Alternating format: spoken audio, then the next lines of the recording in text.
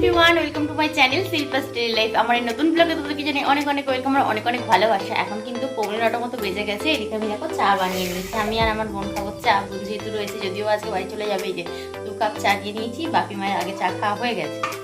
চলো, আর এদিকে আমার ছেলের জন্য খাবারটা বানিয়েছি। কি খাবার বানিয়েছি তোমাদের একটু দেখাই।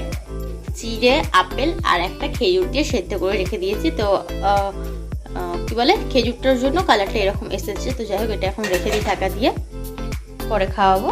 আপাতত তোমরা চাটা খাই।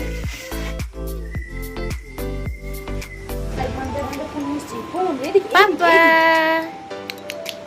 কি করো তুমি? কি করো? বোন তো চলে গেল বাড়ি। এদিকে কিন্তু আমি রান্নাও বসিয়ে দিয়েছিলাম, আর গতকালকে তরকারি বানিয়েছিলাম, সেটা থেকে গেছিল। সেটা দিয়ে মুড়ি খেয়ে নিলাম, আর ছেলেকে এখনো খাবারটা খাওয়ানো হয়নি, খাওয়াবো।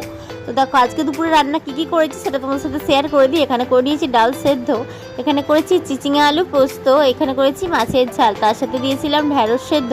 তো ঢ্যাঁড়স সেদ্ধ খেতে তো আমার বেশ ভালো লাগে। তোমরা কে কে খেতে পছন্দ করো কমেন্ট করে জানিও। তার সাথে লেবু কেটে নিয়েছি। আর বিকেলের দিকে দেখছি প্রচণ্ডভাবে ঝড় উঠে গেছে। আমার কিন্তু মেঘলা ওয়েদার বা এরকম হালকা হালকা আবহাওয়া, মানে হাওয়া বেশ ভালো লাগে। তবে বৃষ্টি বা বজ্রাঘাত পড়লে না আমার প্রচণ্ড ভয় করে। তো সেটা যাই হোক, সবারই ভয় লাগে। ভয়ের থেকে না চিন্তাটা বেশি হয় আর কি, কোনো কিছু না অঘটন ঘটে যায়। বাট এই যে হালকা হালকা হাওয়া দিচ্ছে, এই সময় না বাইরে দাঁড়িয়ে থাকতে বলো, হালকা বৃষ্টিতে ভিজতে বলো, বা এই হাওয়াটার সময় না দাঁড়িয়ে থাকতে বেশ ভালো লাগে।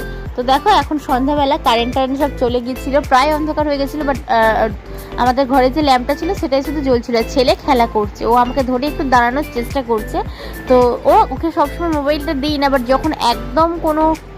যখন দেখতে পাই যে কারো সময় হচ্ছে না বা সবাই প্রত্যেকে কাজে ব্যস্ত, আর তখন আমার কোনো কাজ পড়ে গেছে যেই কাজটা তখনই করতে হবে, সেই সময় কিন্তু আমি ছেলেকে মোবাইলটা নিয়ে বসিয়ে দিই। ও একটু মোবাইল দেখে, আমি বাকি কাজকর্মগুলো করে নিই। যদিও সেটা একদমই ঠিক নয়, বাট কি আর করবো, অভ্যস্ত হয়ে গেছে ওর বাবার সাথে ছোটোবেলা থেকে ভিডিও কলে কথা বলে বলে।